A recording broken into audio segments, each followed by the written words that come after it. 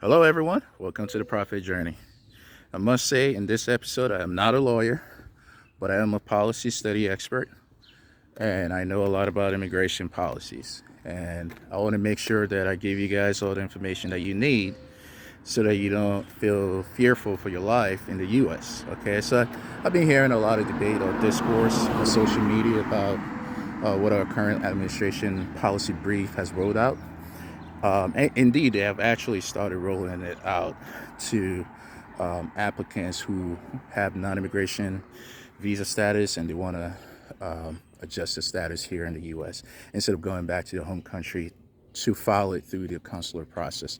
So I want to make sure that you understand our U.S. historical analysis of our immigration system in order for you to really understand where this policy brief is coming from.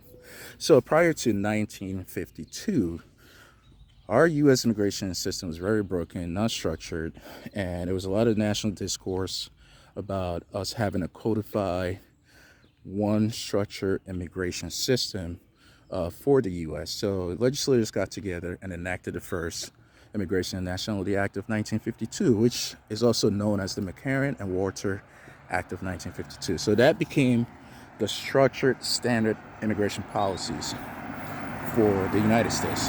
Now, the McCarran and Walter Act, or the INA Act of 1952, was basically based on nations of origin quotas. So the United States were accepting people based on countries of origin or quotas, and a lot of people felt that it was very discriminatory. So there's a lot of national discourse or debate, policy debate, and they needed to amend the McCarran and Walter Act of 1952, which is the INA Act of 1952. So that was amended in 1965. So when that was amended in 1965, the thematic policy was based on relationships, family, and skilled labor. So the United States needed people to come here based on education, skilled laborers, to basically contribute to the betterment of the United States. And also that's why people could file for their parents to come live in the U.S., to help them with child caring, or they can marry outside of the U.S. and bring their spouse in to live with them in the U.S. So that was all made possible with the INA Act of 1965. Now, the next time our immigration system was actually, so that 1965 Act, which is the INA Act, was actually modified and codified under Title 8 of the United States Codes. Now, I'll repeat that again. The INA Act of 1965, which is the amendment to the McCarran and Walter Act of 1952, which is the INA Act of 1952, was actually modified and codified under Title 8 of the United States Codes. Now, the next time our immigration system was actually modified was in 1986, which was the Immigration Reform and Control Act of 1986. Now, following that was the Immigration Act of 1990, which was also amended our immigration system. Now, I said that just to give you an analysis of what our prior immigration system was and what you are currently facing or fearful of your life about. Now, our current administration is saying we need to go back to the Immigration Act of 1986, 1990, the INA Act of 1965, and then the INA Act of 1952.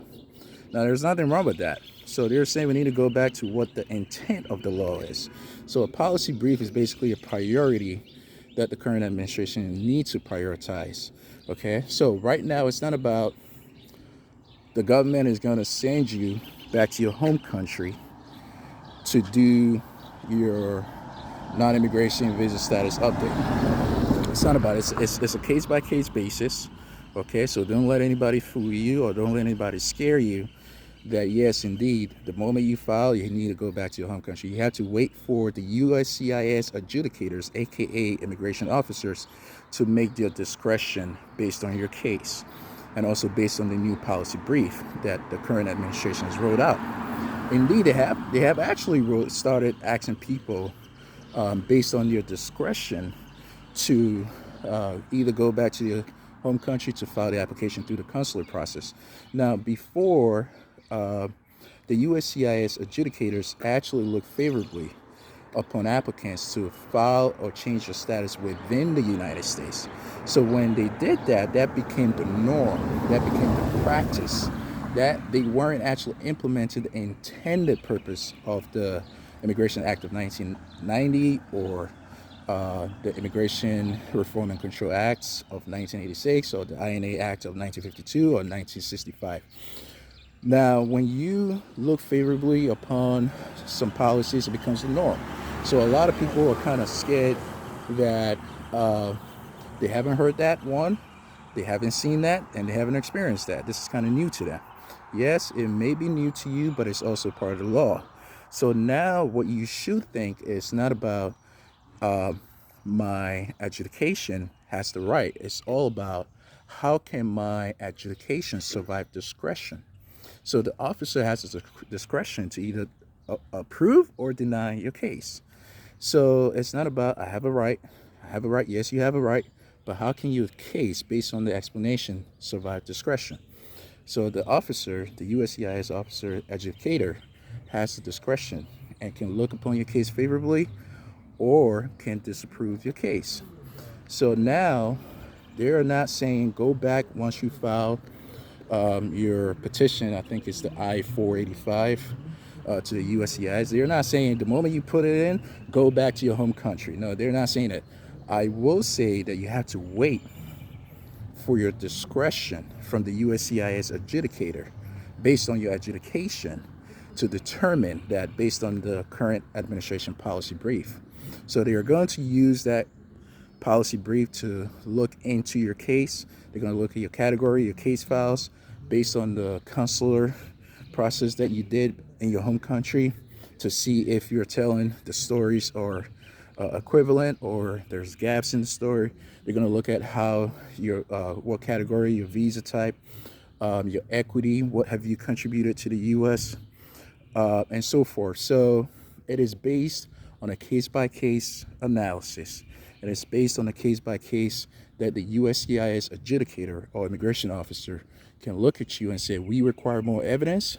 Therefore, we ask that you go back to your home country consular process and file your petition for the status change.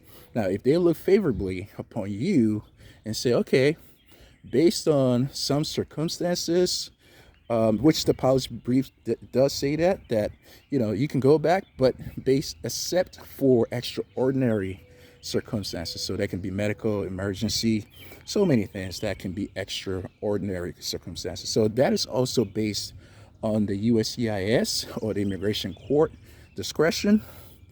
And also remember that the federal judge or the federal immigration court judge has this discretion to allow which kinds of facts or evidence is permissible in the courtroom. So I would say don't panic, all right? But make sure you do, just because you have all the evidence correct or right, doesn't mean that your case will be approved. That's not what I'm saying. But what I'm saying is don't panic. However, submit everything that the USCIS adjudicator asks for. And based on the discretion, wait for the discretion decision if they approve you to change your status in the U.S. or they ask that you go back to your home country consular to do your status change. Until next time, stay tuned to the Prophet Journey. And I will say again, I am not a lawyer, but I am a policy study expert. And I know a lot about the U.S. immigration system. So until next time, stay tuned to the Prophet Journey. My name is Professor Felix Quayson. Take care. Bye-bye.